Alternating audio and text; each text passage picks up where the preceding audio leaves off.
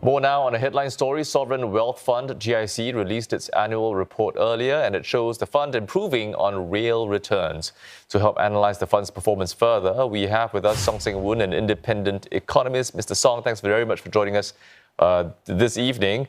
To start off, let's compare GIC's results with Temasek's and MAS's as well. Give us a sense of how you think they performed respectively.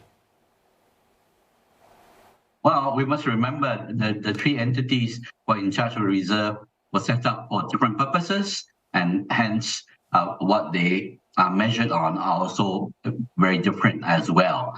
And obviously, last year, very, very challenging markets for everyone, whether you are a retail investor or whether you are a long-term sovereign wealth or just a normal fund manager, primarily because we have got people recovering from the pandemic, companies recovering from the pandemic, countries recovering from the pandemic. Then we have the Ukraine war, where supply disruption, geopolitical tension.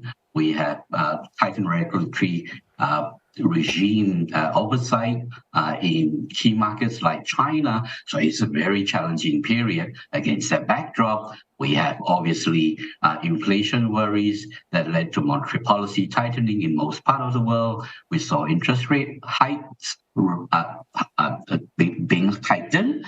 And here in Singapore, because we look at ways to contain inflation through tightening and strengthening our exchange rate, obviously entity like MAS, who will clearly have a basket of currencies with a stronger currency, translation losses, essentially when we change it back to Sing dollar, means they have losses. So it's a very challenging period by all means for everyone. We go through such period every now and then, and last year was probably one of the more challenging one. But even so, I suppose we can say that they could have been worse. So I think they did reasonably well given the very challenging financial backdrop and economic backdrop. Still, the annualized real rate of return since 2004, that's improved for GIC. What does the indicator say about the fund then? Oh, for GIC itself, remember they are basically being measured on a 20-year real return.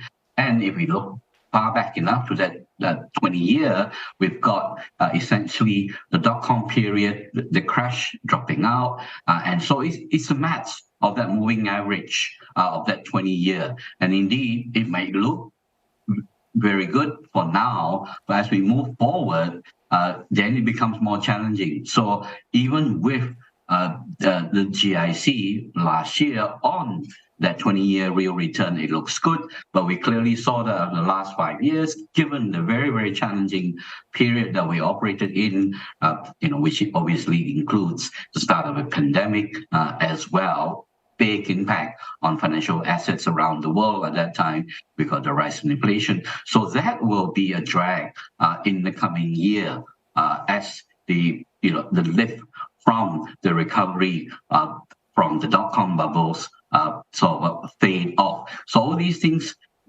will still essentially be challenging again in an environment for everyone where the US dollar may still remain strong, US interest rate may still remain firm, so geopolitical risks remain. So challenging period for everybody. But coming back to GIC, it is really the math of that 20-year time frame that helped for this year. But going forward, it may not be as rosy in terms of just the timing of the challenges of the past 5 years or so. Yeah, you mentioned there, the less than rosy environment, which also includes, this higher interest rate environment that we're in. How are the various funds, coping? How are the various entities coping? And how different would their strategies be moving forward? Yeah, clearly very different given the different mandate for the three entities.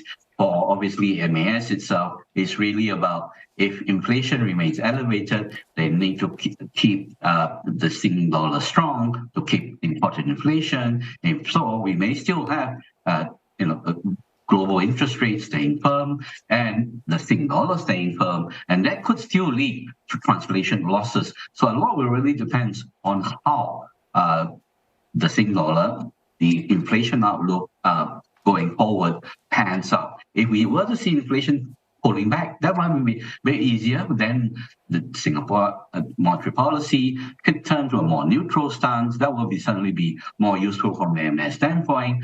For financial markets, for Temasek, for GIC, it's really about to what extent we see recovery in, say, the equity markets.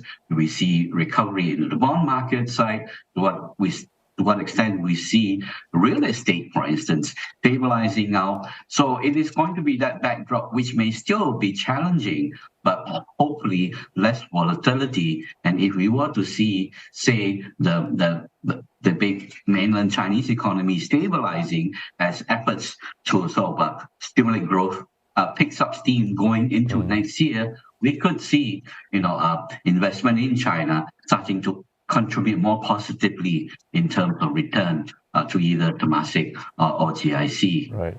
All right. Thank you very much, Mr. Song, for your insight as always. That was independent economist Song Seng Wun joining us live.